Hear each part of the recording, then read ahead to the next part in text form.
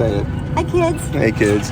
Now, this is for real. We were about 6 minutes into the video where I realized I never pushed record. Okay. We're going to do East First West 19. Measurements and predictions. Okay. Wrist measurement.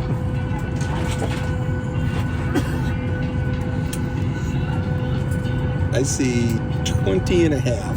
Okay. All right. Yep. That's what we measured the first time on the first take. This is take 2. Take 2. Okay. Forearm. Don't mess this one up this time. Just put it where you can see it. Yeah. There you go. I'll move the camera. Oh, it's This is so much easier in the hot tub. Isn't it though? Okay, you're gonna. Yep. 38. Oh, that's better. On take 1, it was 37 and a half. All right, bicep.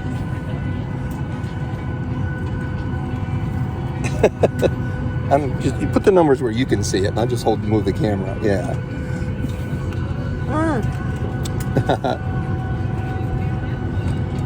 42 and a half. 42 and a half. That's what we got on take 1. So, here's what's interesting.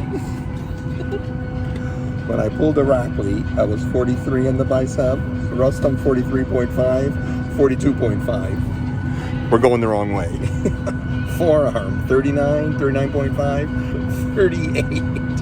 On take 1, it was 37.5. What it is, it's the pressure in this airplane, yes. The shrinking me, because because of the airplane. The wrist 20.5, 21, 20.5. So I'm actually smaller than the Rustum man. Even though I'm heavier and I'm pulling a bigger guy. But I still think you're bigger. All right. Brian versus Brandon. I'm going with Brandon Allen just because he's a more seasoned, knowledgeable. Yeah. What are do you got odds for that? Oh, is this about rounds and matches? No. Is he like a 2-to-1 favorite, a 5-to-1 favorite, 10-to-1 favorite? Ooh. How many do they have? 5? Is this a 5 match? It's got nothing to do with rounds. Okay.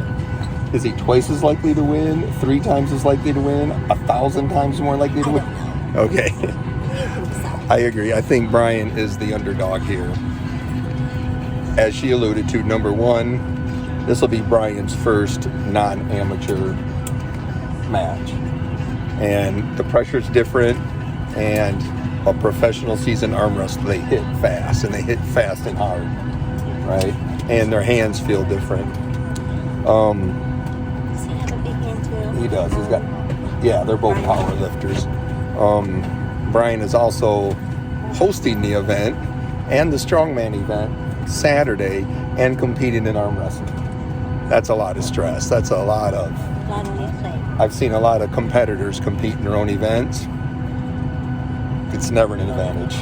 Even though all the refs work for you and all the announcers work for you, you usually don't do well because you have to deal with all those tiny, nagging, crybaby problems from your competitors.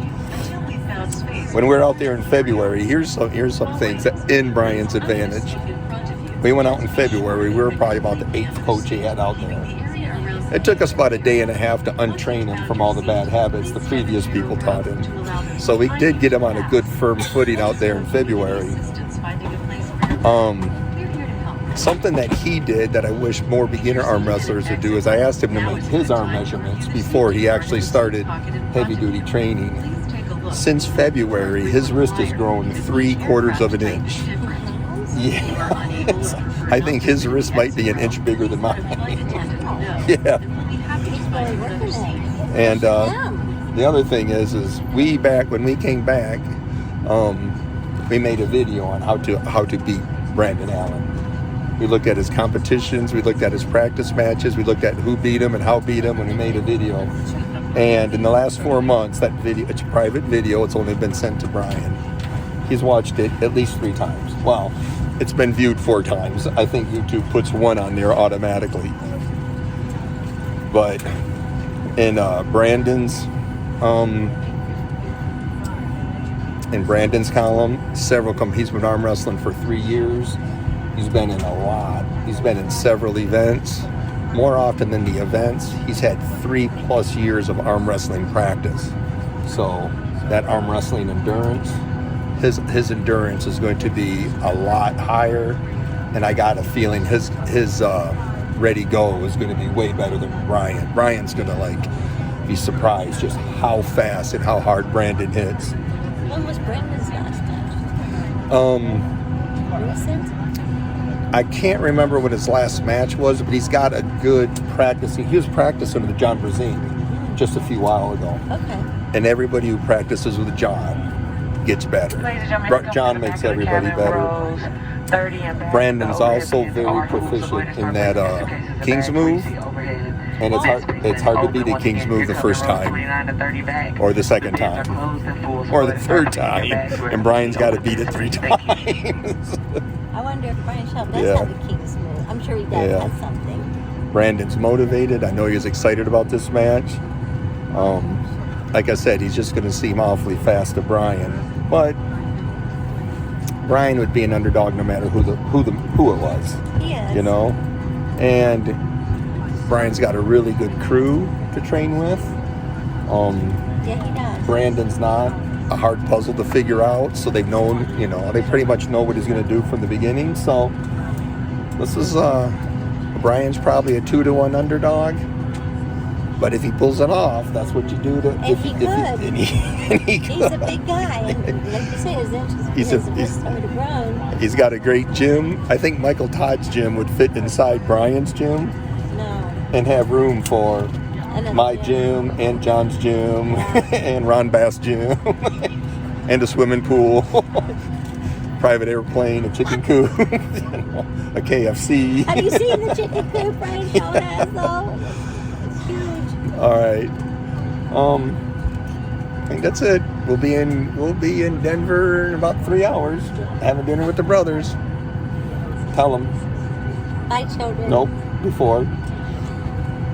Tell someone you love them. Or call your mama. Call your mama. Do your JM presses. Love you, kids.